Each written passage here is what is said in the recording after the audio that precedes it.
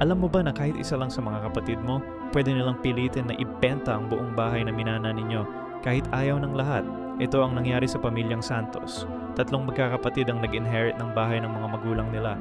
Dalawa sa kanila gustong panatilihin ang bahay, pero ang pangatlo gusto ng cash. Kaya nag-file siya ng partition case sa korte. At dahil hindi nila alam ang batas, nagulat sila sa desisyon ng judge. Pag hindi kayo magkakasundo kung paano hatiin ang property, ang korte mismo ang magsasabi. At minsan, ang sagot nila, sale by public auction. Ibig sabihin, ibebenta sa pinakamataas na bid kahit mababa ang presyo, kahit ayaw ninyo.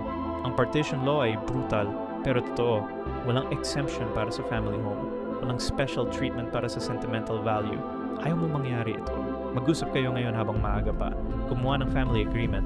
Kasi pag nasa korte na, wala ng family sentiment. Puro batas na lang.